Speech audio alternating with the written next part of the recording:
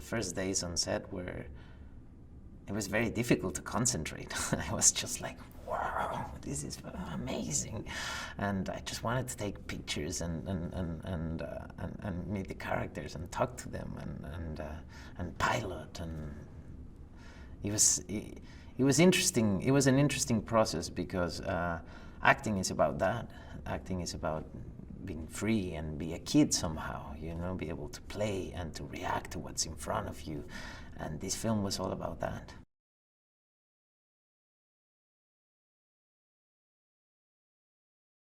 All these characters are real heroes like you and I, that decide to change the world, you know, to fight for freedom, and that are willing to risk everything. So it's about this team that goes into this mission that sounds impossible, and it's about their commitment and their beliefs being stronger than anything.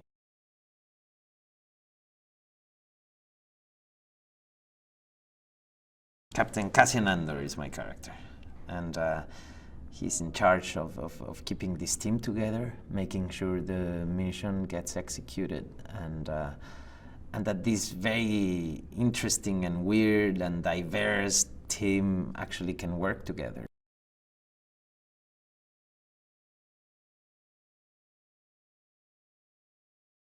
Everything works, everything's real, you know. The markets are happening, the creatures are walking, you know, the creatures, I mean, the work behind those characters is incredible.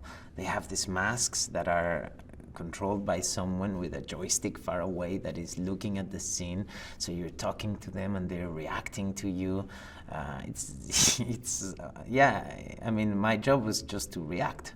Basically, you know, acting became just about reacting. I didn't have to imagine anything. Everything was just there.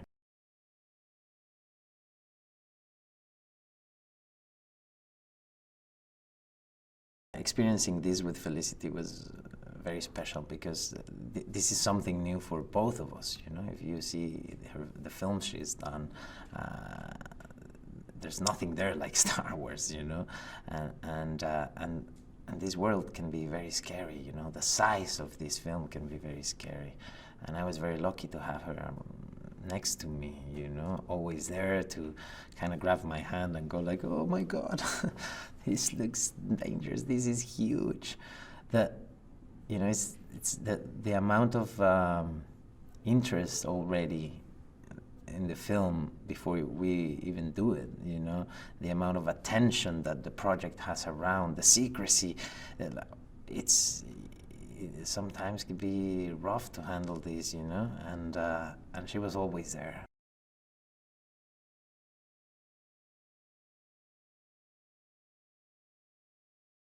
He's a very lonely man. Probably his only friend is a droid he reprogrammed, K2SO. That happens to be an Imperial droid that he reprograms, and he does almost a good job, but he has a few flaws, you know. This droid kind of says everything that goes through his mind. There's no filter. So that's good and bad. You know, it's the kind of friend you want to have, but sometimes you don't want to hear the whole thing.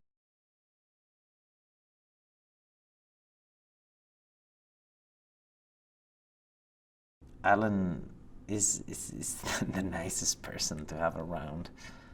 Just, it's impossible not to laugh. He has this very fast mind, you know. It's like he doesn't stop, and he comments on everything, and it's great, unless it happens when you're shooting, you know. And he had that permission because he will be CGI.